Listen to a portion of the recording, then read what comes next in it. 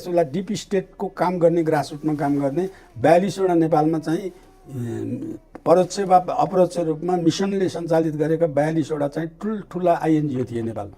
ती आइएनजिओले नेपालमा यो जातीय राज्य बनाउनेदेखि लिएर यो गाउँ विकासहरूलाई लथालिङ्ग बनाउने योजना, ग्रासरुटमा कसरी बनाउने भन्ने योजना तिनले बनाएको थियो। त्यो योजना अहिले सत्तामा बसेका 3टा प्रधानमन्त्री मार्फतका त्यो योजना कार्यान्वयन गरेर यो चाहिँ डिप स्टेटको कार्यान्वयनमा पछिल्लो अहिलेको भन्दा अघिल्लो परराष्ट्र मन्त्री समेत त्यसमा संलग्न भएर बनाएको डिटेल घटना मलाई थाहा छ। त्यो डिप स्टेटले बनाएको, जसले त्यो चाहिँ सधैँ नेपाल कम्प्लिटली विकास भएर आत्मनिर्भर स्थानीय इकाइ हुने पद्धतिमा गइसकेकोलाई लथालिङ्ग बनाउने चाहिँ डिप स्टेटको काम थियो, जुन चाहिँ यो दलीय सरकारका 3टा नेता मार्फत तिनीहरूले कार्यान्वयन गरे।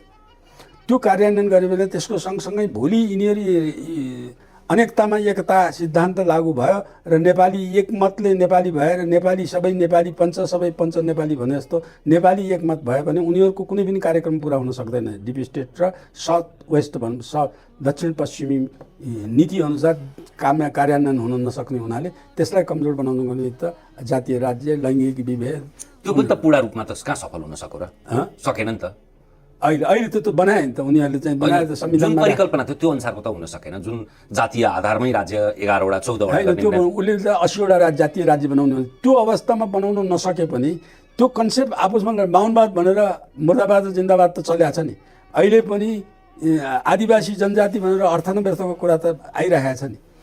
अब यो चाहिँ बाहुनवाद, जातिवाद, लिङ्गवाद, जातवाद यी कुरा नेपाललाई कमजोर बनाउने पाराका घटनाहरूमध्ये हुन्, जुन चाहिँ तथ्याङ्क विभागलाई पश्चिमी जगतले पैसा लगानी गरेर तथ्याङ्क निकालेर तिनले आफ्नो स्वार्थ साधन गरे, जुन नेपालको खाँचोको विषय होइन।